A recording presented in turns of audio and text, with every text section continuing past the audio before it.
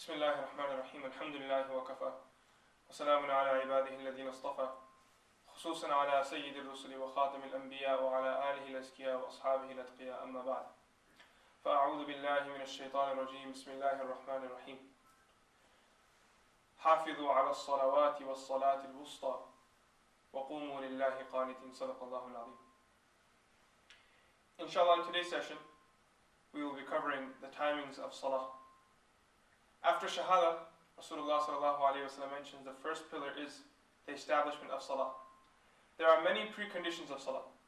The Qibla, Tahara, place should be clean, the clothing should be clean, a person should be in a state of wudu. There are many conditions. Amongst these conditions is that the time should be correct. Alhamdulillah, today we have the tool of the clock. We can open up our calendars, open up our prayer timetables, and easily calculate the timings of Salah. But nonetheless, there may be times where we may not have these tools at access. In our deen, alhamdulillah, the teachings of Rasulullah are so beautiful that the most simplest person, the most layman that we can consider, can easily calculate the timings of Salah. Every person should be able to do so. It feels that we may be so distant from the original teachings of Rasulullah that if some of us were asked without a calendar to calculate the time of Salah, we may not be able to do so. So today's small workshop, inshallah, will be focusing on how to calculate the timings of Salah, inshallah, without using a calendar, without using a clock, without using a timetable, inshallah. Okay, let's start. Bismillah ar-Rahman ar-Rahim. Now, in order to understand the timings of Salah, the first thing we need to do is realize that the timings of Salah are based on the movement of the sun. So we have a line down the middle, west and east. This right here is 0 degrees. A straight line right here, 0 degrees, east and west. The sun rises from the east and sets in the west. Fajr Salah is the first Salah in the morning, right? How do we calculate the time of Fajr Salah, when Fajr Salah enters and when it exits? In order to understand this, during the night, extreme darkness, complete darkness. All the light that you have during the night is from the stars and from the moon. The sun is below the horizon and there's no vision of the sun at all.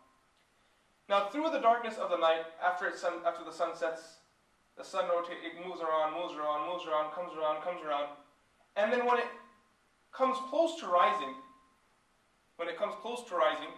around before 18 degrees before the sun rises, so we have 18 degrees right here, before the sun rises, in the dark night a light spreads. And this light spreads tulan, vertically. Okay? This vertical light that spreads, it then disappears.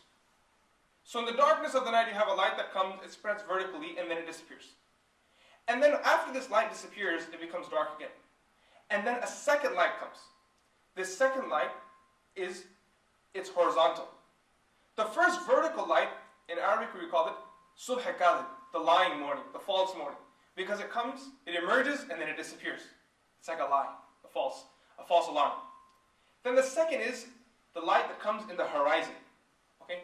This light that comes in the horizon, horizontally, this light is actually the beginning of the morning. Now as the sun, it comes towards the rising point, as it comes more east, this light increases until the morning comes. So the second light that emerges horizontally is what we call subh sadiq, the true morning. This is when the Fajr Salah time starts. So the discussion is that how do you calculate when the Subh Sadiq, the true morning, is? So astronomically, if you were to take degrees before the horizon, then how many degrees before the sun reaches 0 is considered Subh Sadiq, the true morning? So there are two opinions on this. The first is that when the sun reaches 18 degrees before sunrise, the sun, when it's 18 degrees below the horizon, this is when the true morning sets in. This is the opinion of majority of the scholars. This is the opinion of majority of the fuqaha, and those who actually sat down or went for observation. You and I can do the observations ourselves. If we were to go for observations ourselves in places obviously that are calm, places where there's very little artificial light, there should be certain conditions that are there. But if a person was to do observation yourself, you would find yourself that the Subh Sadiq, the true morning, can be decided at 18 degrees. Okay? There is a second opinion of the 15 degrees. However, this opinion seems very weak. And it seems that very little thought or research is put behind this opinion. Allah ta'ala alam, wallahu alam, Allah subhanahu wa ta'ala knows best. Okay, now when the sun hits 18 degrees, when the true dawn hits in, Fajr Salah time starts. Okay, it remains all the way until sunrise. When the sun rises, that's when the Fajr Salah time ends. Okay, so the time of Fajr Salah is from 18 degrees, right before, when the sun is 18 degrees below the horizon, and it remains all the way until sunrise. When the sun hits 0 degrees, this is when the Fajr Salah time ends. Now for the next 15 to 20 minutes, it's considered prohibited time, because this time right here is considered the rising of the sun. قَدْرَ رُمْحٍ, as Rasulullah says, that equivalent to a spear. Right? You should not pray Salah equivalent until the sun has risen over the horizon, equivalent to a spear. So we give like a cushion of 15 to 20 minutes. 20 minutes is a lot. 15 minutes is it's a good cushion there. That this time is considered haram time. You will not pray any Salah during that time at all. Rasulullah prohibited this. Okay, next slide. Now this right here is a picture of the vertical light, the subh kadhib, the line, the false morning. And the next we have a diagram also, a picture also of very light. I think the light's having an effect on it. But this is the second picture right here. It's a picture of the true dawn, the astronomical twilight. It's in the light is spreading horizontally. Again, the lights are having an effect on the projector. That's why we can't see it clearly. Okay, the next slide. So after the sunrise, you have a short 20-minute window which is haram to pray. You are not permitted to pray any salah. After that period, Salatul Duha starts. Rasulullah mentions in the hadith, the one who remains in his place after praying his Fajr Salah, engages in the remembrance of Allah subhanahu wa ta'ala without speaking regarding any worldly matters, and then prays 2 rakats, and then adds another 2 to it, that person will have the reward of an accepted hajj from Allah subhanahu wa ta'ala. So that Salah, the timing of that starts after the 20 minutes once the sun rises. This time now remains all the way until Zawal, until the zenith. Okay? Until the sun reaches right above the head, 90 degrees straight ahead. Okay? Now, until the sun doesn't reach this 90 degrees, this period in the middle is mubah time. You can pray any salah you wish to. However, the narration suggests that there are 2 particular salah that will be read. One, as I just mentioned right now, Salatul Duha. And the second narration, as some scholars take, is as we know as the prayer of Jasht.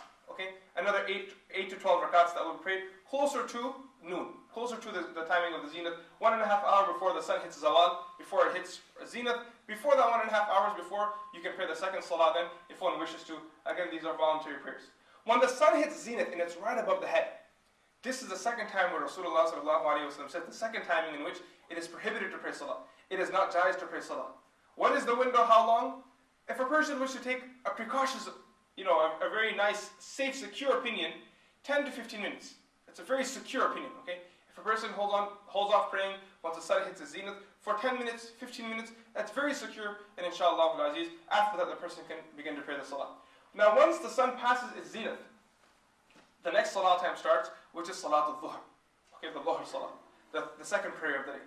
So Dhuhr Salah starts after the sun passes its zenith, after it moves on for Zawal. And it remains all the way until